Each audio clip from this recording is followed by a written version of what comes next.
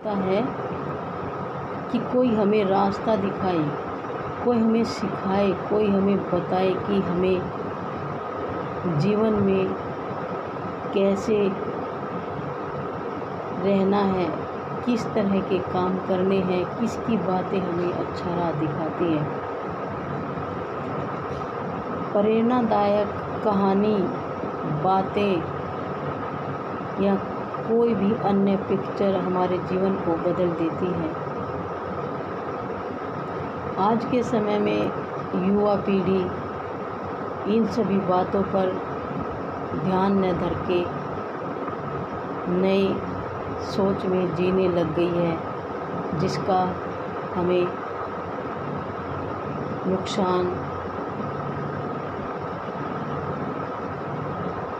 हो रहा है।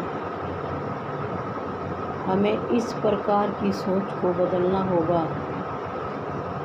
हमें प्रेरणा लेने के लिए कहीं बाहर जाने की ज़रूरत नहीं, पड़ोस में जाने की ज़रूरत नहीं, अखबार, टीवी आदि देखने की ज़रूरत नहीं। प्रेरणा तो हमारे देश के इतिहास में भरी पड़ी है, जिसको सिर्फ हमें निकाल के पढ़ना है, सुनना है और उस पर प्रयोग करके अपने जीवन में धारना है। अरे ऐसा देश तो पूरे संसार में नहीं है जैसा देश भारत है। भारत के पुण्य आत्माओं ने भारत को बलिदान करने के लिए जो बलिदान अपने जीवन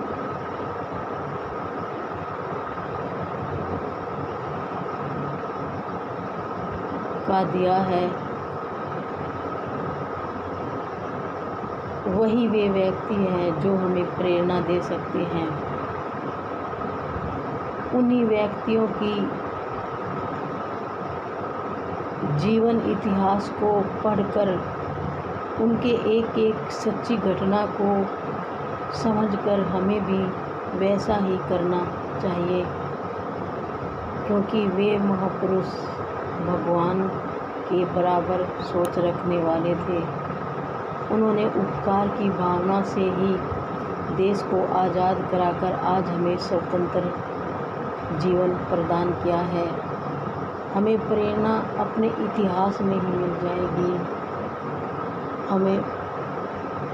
हमें अपनी हिस्ट्री को पढ़ना होगा। रोज़ाना एक पेज पढ़ेंगे तो हमें एक सीख रोज़ाना मिलेगी।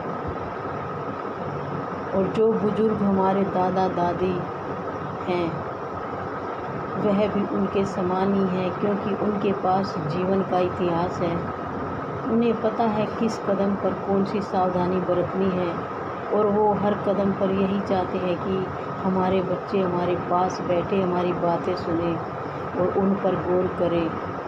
आप देखना, ऐसा करके देखिए, आपके जीवन में कोई भी समस्या नहीं आएगी और आप चैन की नींद डेली अपने बिस्तर पर प्राप्त करेंगे।